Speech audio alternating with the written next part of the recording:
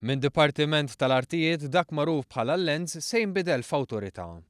Dan bħala parti mill-pjan tal-Prim Ministru li jirriforma darba l dejjem id-dipartiment li jaħdem mill-Bavira u li l-operat tiegħu tul is-snin qajjem mistoqsijiet kbar. L-antana huwa li jkollna awtorità awtonoma, Bord ta' Governanza, inkluż membri innominati mill-oppożizzjoni u oħrajn minn entitajiet oħra fil-pajjiż.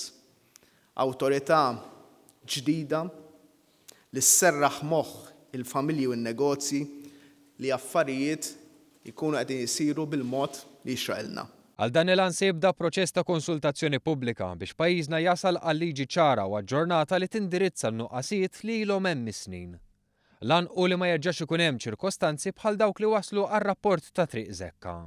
Rapport li jimmarka każ minn sensiela li jinkludu nuqqasijiet fosthom dak tal-Fekruna, il-garaxx ta' Ernest Tonna u l-intħil biex jingħata garaxx f'Santa Luċija fi żmien amministrazzjoni preċedenti. Dan mhux gvern superf.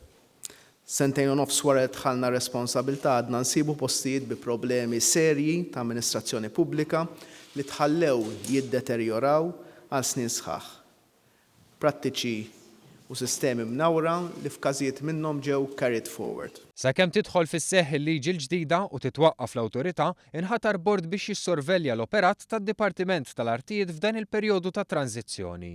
Dan se jitmexxa mill-imħallef Lawrence Quintano li huwa wkoll iċ-Chairman tal-Kummissjoni Permanenti kontra l-Korruzzjoni. Flimkien miegħu bħala membri se jkun hemm Joseph Caruana u Nancy Caruana, żewġ segretarji permanenti b'esperjenza f'dan il-qasam.